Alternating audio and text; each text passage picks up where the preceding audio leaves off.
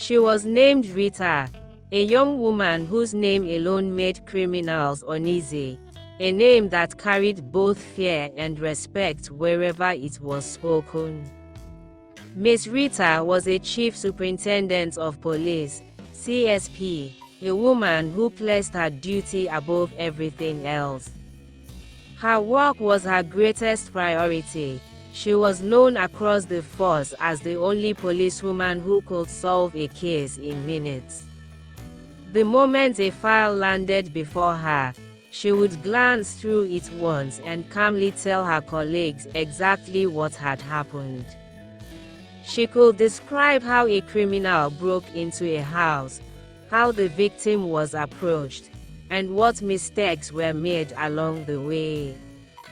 With a single look at a crime scene, Rita could tell whether a person was killed with bare hands or suffocated with a pillow.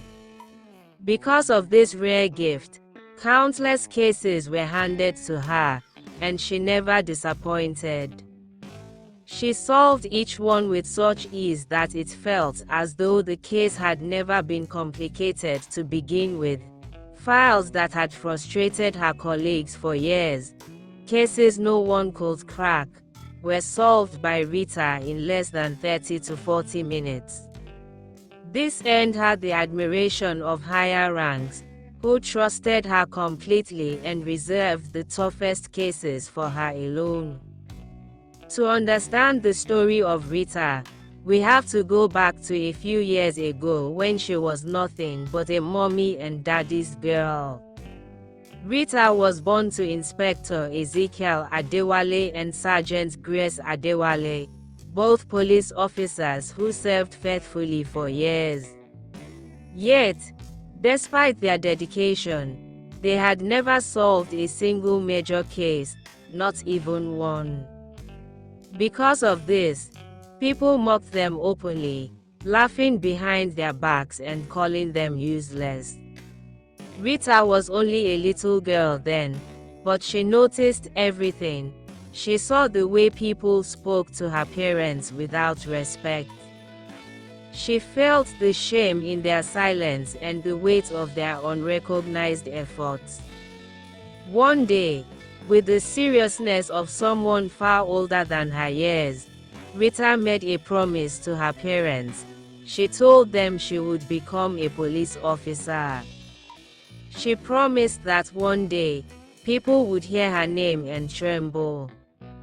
Criminals would fear her, and men who commit crimes would be brought to justice because of her.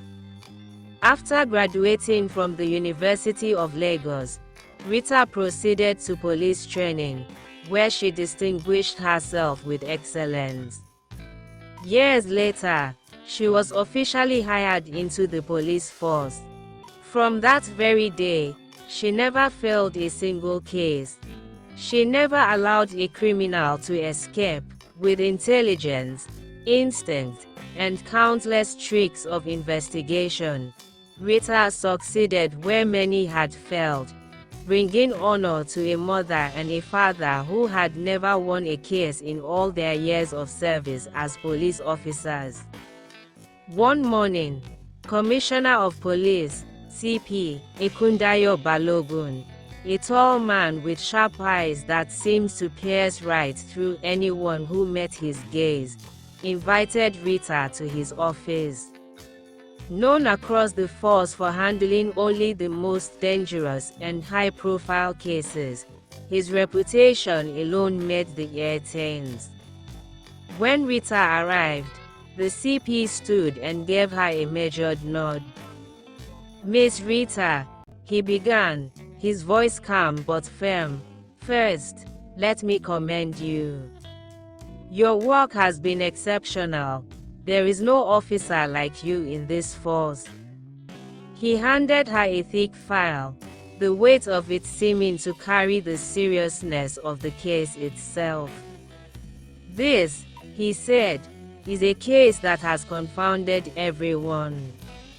I want you to read through it and tell me if you think you can solve it." Rita opened the file and began to read, The case had been ongoing for nearly 7 years, yet no one had managed to solve it. Many had tried. The file listed the names of those who had failed: DCP Hassan Adewale, AIJ Ifeoma Chukwu, and even a special task force led by Commander John Obafemi, all of whom had given up, unable to uncover the truth. The crime itself was shocking. A senator had been ambushed on his way. His bodyguards were all shot dead by the robbers, and the senator himself was shot twice, barely surviving the attack. The robbers had made off with 45 billion naira, but as Rita read further, the true complexity of the case became clear. The money did not belong to the senator alone. According to the documents, it was to be shared among 5 powerful men, each untouchable in their own way. The senator was one of them. The others included figures described in the file as a national policy director, a defense procurement chairman, a federal revenue custodian, and a private economic power broker. He was taking the cash to a secure place, a location chosen for all 5 men to meet and divide the money among themselves. After scanning the case file, Rita agreed to take on the investigation, but she insisted on speaking with the senator one-on-one, reasoning that he was the only survivor of the incident and would therefore be in the best position to explain exactly what had happened. The CP, recognizing her expertise and determination, granted her request, telling her that now that she had accepted the case, she had the right to question anyone and do whatever was necessary to get to the root of it and bring the robbers to justice. Rita stood, saluted the CP, and left the office. When she got home, she felt the weight of the day but also a sense of purpose. She sat in her study room and went through the files again, noting that the incident had taken place on a highway, meaning there would be no CCTV or nearby witnesses to identify the robbers. She resolved that speaking with the senator would be her best chance of getting any useful leads. The next morning, Rita and her team located the senator's apartment. When they arrived, Rita met with him, and they both sat down. The senator explained in detail what had happened that day, how he was taking the cash to a secure location where all 5 men were to meet and share the money, how all his bodyguards had been shot and none survived, and how he himself had been shot twice but, by the grace of God, had managed to survive. Rita asked him how the other 4 men involved with the money were responding to the incident. The senator replied that 4 of them visited him at the hospital. They had all sympathized, thankful for his survival, but were united in insisting that the robbers must be brought to justice. That, he said, is why this case has dragged on for nearly 7 years with no resolution. No one has been able to solve it. After speaking with the senator, Rita stood, saluted, and left with her team, assuring him that she would investigate the case thoroughly. Later, she went to the expressway where the crime had taken place. The area was deserted. No houses, no cameras, only the open highway with thick bushes along the edges. Rita and her team scoured the scene but found nothing unusual. Returning home, Rita immersed herself in the case files once more. She walked through the night, eyes strained, scanning every document and diagram repeatedly. Then, A thought struck her, something she had noticed in the senator's apartment during their meeting. At the time, she hadn't pushed it, thinking it irrelevant to why she was there. But now, as she went over the case again, the detail nagged at her. She made up her mind to visit the senator again the following morning, determined to see if there was more to what he said, convinced that the case was far more complex than it appeared. The next day, Rita and her team returned to the senator's apartment. When they arrived, she stood at the compound entrance, scanning the entire environment carefully. Something immediately caught her attention. Everyone working for the senator was a woman: his gatekeeper, car washers, cleaners, laundry staff, cooks, even his bodyguards, all women. Rita frowned. She did not understand how a respected and wealthy senator could surround himself entirely with female staff. Something about it didn't seem right. She felt certain there was more to this case than what met the eye. She walked inside and politely sought permission from the senator. "Sir," she said, "I would like to take a look around your house." The senator hesitated, a flicker of uncertainty crossing his face, but after a moment, he nodded and said, "Very well. Do as you need." Rita moved around the house slowly and deliberately, signaling to her team to also spread out and observe the environment carefully.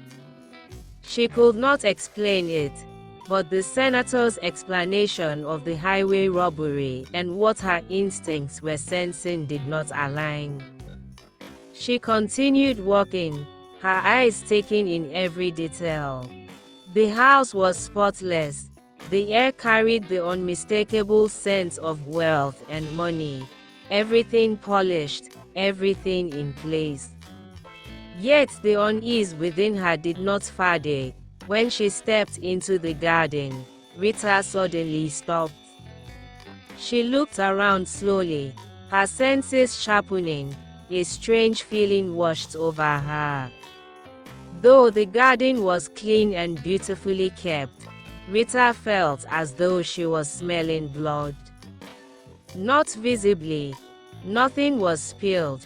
Nothing was stained. But the atmosphere itself felt heavy, as if violence had once passed through the space and refused to leave. As a policewoman, Rita did not solve cases by appearances, by stories, or even by what files claimed. She solved cases with her mind, her instinct, and her senses. She thought beyond documents, beyond testimonies, beyond what was presented to her. She trusted what others ignored. She searched the corners of the garden, moving quietly, carefully, scanning every inch. Yet she found nothing, no sign of struggle, no trace of wrongdoing.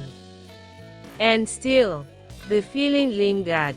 Just then, her colleagues joined her and reported that they had found nothing unusual anywhere in the house. Rita simply smiled and nodded. She returned to where the senator was seated, watching as he took his medication. Rita paused and asked calmly why he was taking medicine if he was well. The senator replied that ever since he had been shot, his health had not been that good. Rita acknowledged this quietly and offered a brief word of sympathy. Then she asked another question: why only women worked for him? The senator raised his face and stared at her for a moment. Then he lowered his gaze, releasing a deep breath before answering. He said he trusted women more than men. Besides, women were better at cooking and handling household duties. According to him, women were good at everything they did, and that was why he preferred them. Rita smiled politely, but that was not what her mind was telling her. Her instincts whispered something entirely different. Still, she said nothing. She requested to take her leave, assuring the senator that she would return if she needed anything further or required more information. With that, Rita and her team left the senator's apartment. The next morning, Rita invited the other 4 senators involved in the matter to her office. When they arrived, she wasted no time. Looking directly at them, she asked a question that made the room fall silent. How did 45 billion naira, meant to be shared among 5 of you, end up in the hands of Senator Emmanuel alone? The men exchanged glances before responding. They explained that the money came from the sale of a large piece of land. According to them, the buyer did not have the full amount at once.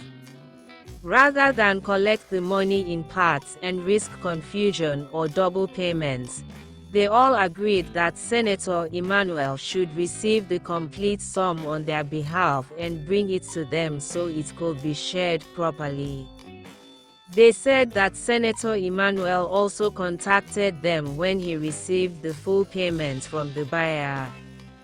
A meeting place was arranged, and he was instructed to bring the money so they could divide it among themselves.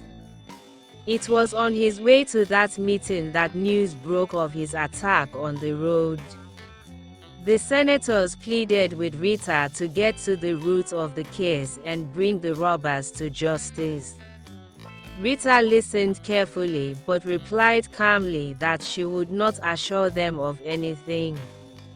However, she promised to do her best to uncover what truly happened to the money. That evening, Rita contacted Senator Emmanuel and asked him a direct question: why he did not insist on a bank transfer, and why he took the risk of carrying such a huge amount of money in cash. Senator Emmanuel replied that the buyer had paid him in cash. He claimed that he had requested a transfer, but the buyer insisted, saying there was no need since the money was already available in cash. When the call ended, Rita sat quietly. Something felt wrong. She could not explain it, but deep down, she felt that everything Senator Emmanuel had been telling her was nothing but a lie. She could feel it in her bones. Determined to dig deeper, Rita decided to meet the buyer of the land. She obtained the buyer's address and went there with her team. When they arrived, they discovered that the buyer, a man named Jackson, had traveled out of the country. His gate was locked, and the house appeared abandoned. Rita questioned neighbors in the estate. They told her that Jackson, his wife, and children were based in London, and that they only returned occasionally. When Rita asked about his family background, whether he had siblings or relatives nearby, the neighbors replied that all they knew was that Jackson was from Abia State. They had no information about his brothers, sisters, or parents. Rita thanked them for the little information they could provide and left the premises with her team. As they drove back, Rita's mind remained restless. The case was becoming far more complicated than she had imagined.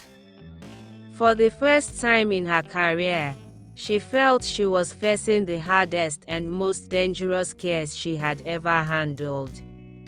Still, she swore silently that she would get to the root of it, no matter how deep the truth was buried.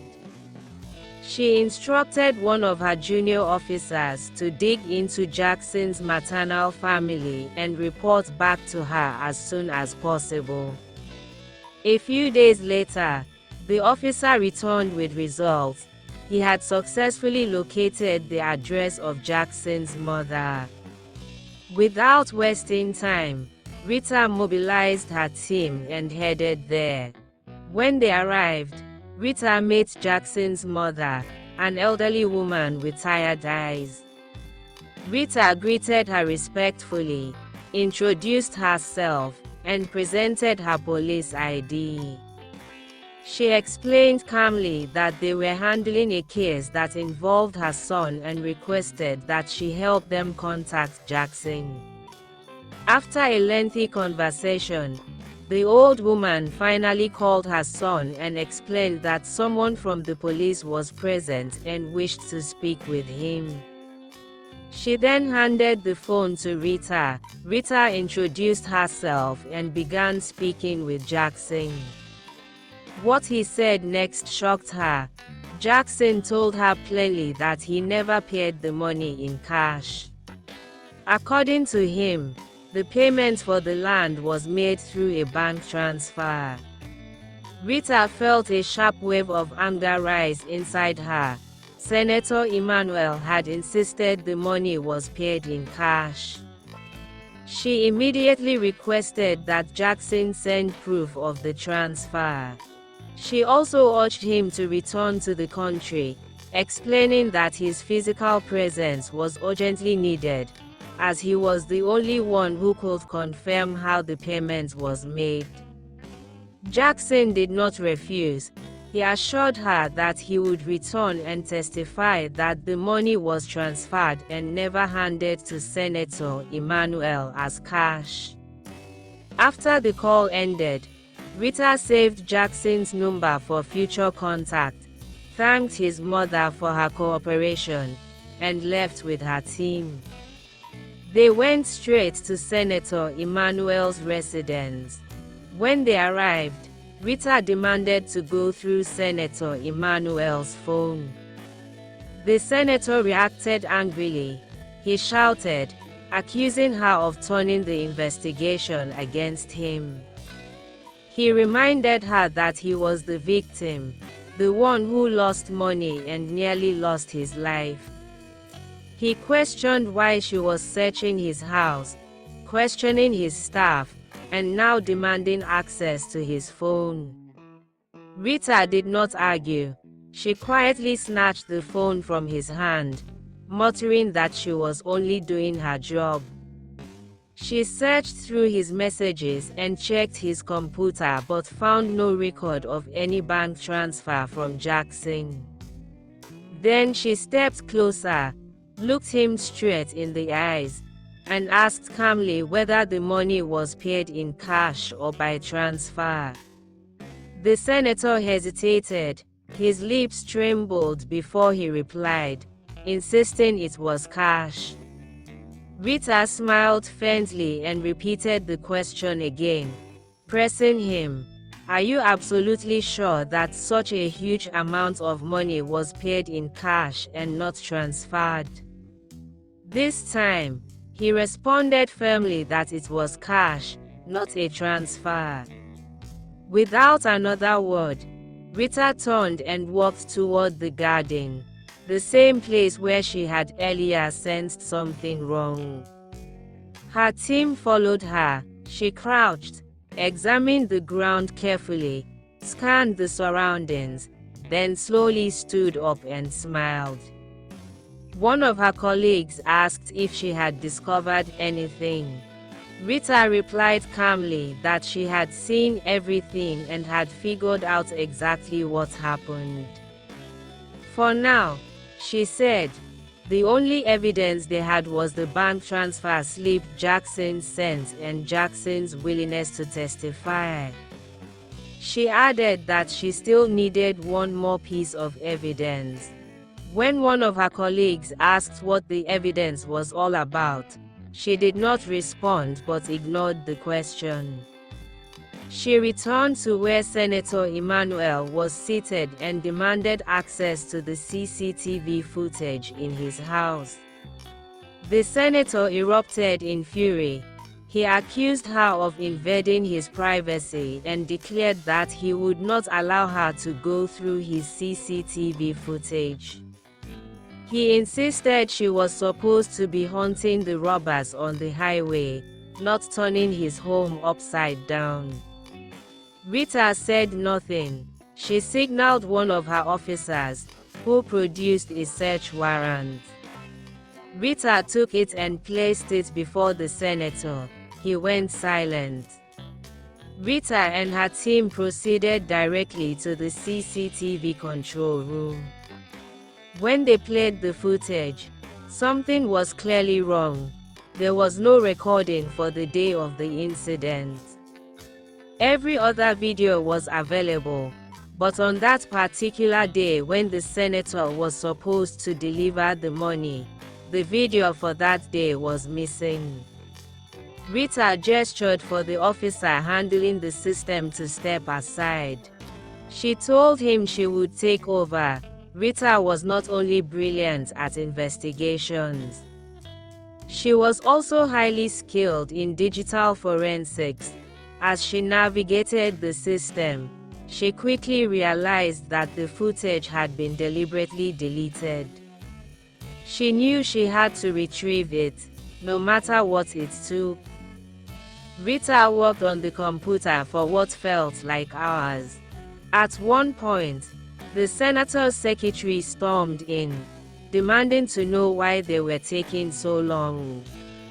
Rita calmly replied that they were making sure nothing was overlooked. But the truth was simple.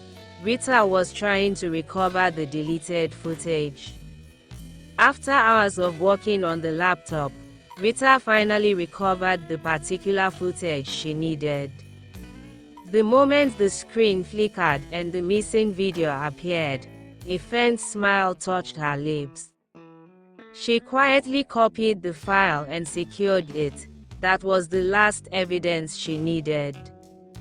Without changing her expression, Rita shut down the system and signaled to her team. They returned to the sitting room where the senator waited, his face tense with suspicion. Rita bowed her head slightly. "I'm sorry for the inconvenience, sir," she said calmly. "We didn't mean to invade your privacy. When investigating a case, we're required to check everywhere and consider every possibility." The senator studied her face, searching for something, anything, but found nothing. "We didn't find anything useful," Rita added smoothly. "If we need more information, we'll contact you." Relieved, the senator nodded. Rita and her team took their leave. A few days later, Rita sat at the long dining table in her family's house with her parents. Inspector Ezekiel Adewale and Sergeant Grace Adewale sat across from their daughter as the food was served. Plates were full, but Rita barely touched hers. Her jaw was clenched, her eyes distant, her entire body tense with restrained anger. Anyone who looked at her closely would know immediately. Rita was furious. Her parents exchanged worried glances. They asked what was wrong, but Rita replied calmly that she was fine. Still, they did not believe her. Though people once mocked them as useless officers, they were still seasoned policemen. They could sense trouble the way they always had, and their daughter was deeply troubled. They were still seated at the table when Rita's phone vibrated softly. She glanced at the screen without picking it up. Jackson. Her eyes hardened.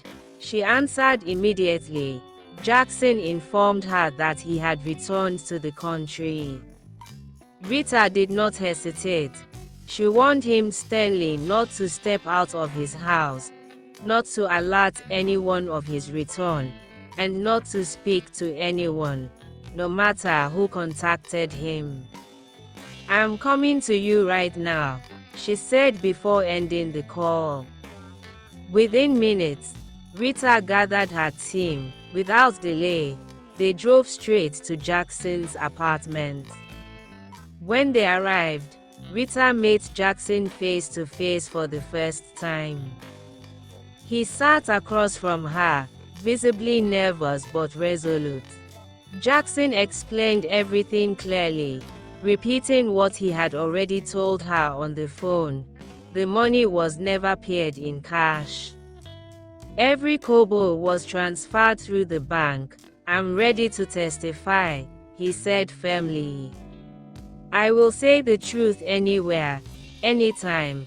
That was all Rita needed to hear. Without wasting another second, she escorted Jackson and led her team straight to the office of Commissioner of Police Ekundayo Balogun, the same man who had handed her the case. When they arrived, Jackson sat down in the office. Rita stood at attention and saluted the CP respectfully. Rita spoke calmly and confidently. "Sir," she said, "this is Jackson, the man who bought the senator's land and the one who paid the 45 billion naira." The CP leaned forward. "Why did you bring him here?" Rita answered without hesitation. "Senator Emmanuel claims the money was paid to him in cash. He insists that Jackson handed him physical cash, but Jackson here has stated clearly, and provided proof, that the money was transferred through the bank. There was never any cash." She handed the CP the transaction slip. The CP studied it carefully, then looked up. "So you're telling me Senator Emmanuel lied to us?" "Yes, sir," Rita replied firmly. The CP frowned. "But why would he lie about receiving a transfer? Why insist it was cash? What is he hiding?" Rita nodded slowly. "That is the heart of the case. He lied because he never intended to share the money. From the very beginning, Senator Emmanuel planned to keep everything to himself. He designed a story so convincing that no one would question him." She paused, then said, "Sir, please take a look at this." Rita brought out the recovered CCTV footage and played it. The room fell silent. On the screen, the CP watched as Senator Emmanuel prepared to deliver the money. After dressing up, he went to the garden, guided by a few of his female bodyguards. Then, suddenly, he pulled out his gun. The CP's eyes widened in shock as the senator shot 5 of his bodyguards, one after the other. Blood stained the ground. Afterward, the senator summoned other guards and ordered them to load the bodies into a vehicle. The CP shot to his feet. "Wait, wait," he shouted angrily. 5 bodyguards were found dead on the highway after the so-called robbery. "Are you telling me?" Rita gave a small, grim smile. "Yes, sir. Senator Emmanuel staged the robbery himself." The CP clenched his fists. "So there was never any robbery?" "Yes, sir," Rita replied. "He was never robbed.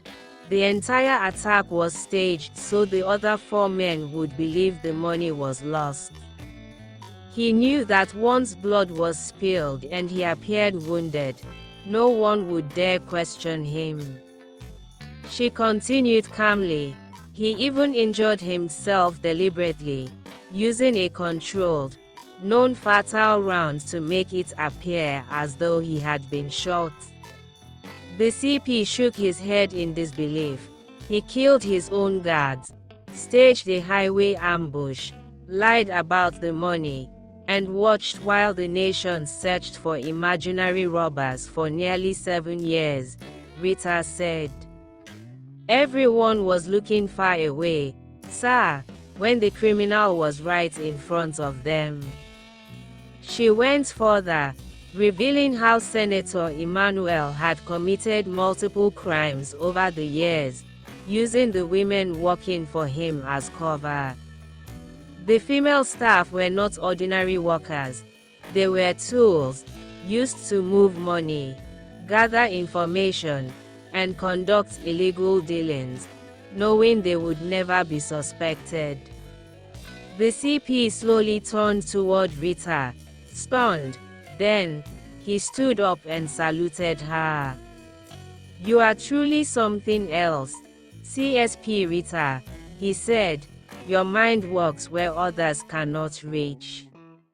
He wasted no time. An immediate arrest order was issued. Senator Emmanuel was taken into custody that same day. The arrest caught him completely off guard. He had erased files, deleted footage, and covered every track, yet he still got caught. When he was brought before the CP, the commissioner stared at him with disgust. "So you thought you were smarter than everyone," the CP said coldly. "You let the police work on this case for almost 7 years while you sat comfortably, pretending to be a victim. You even murdered your own bodyguards so that you could make the whole thing real." He shook his head. "Your game is over." The case was transferred to the High Court. The courtroom was packed.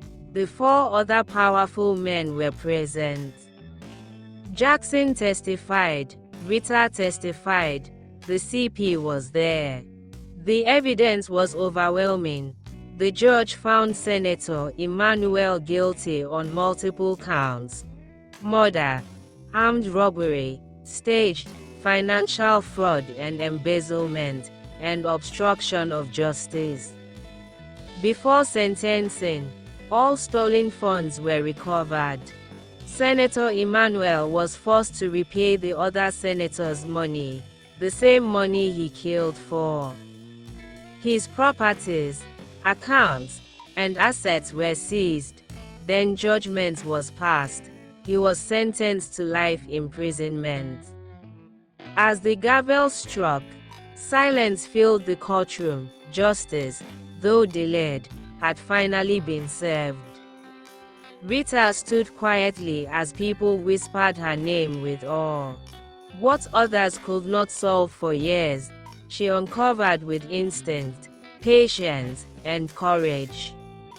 It was the hardest case of her career, but she saw it through to the end.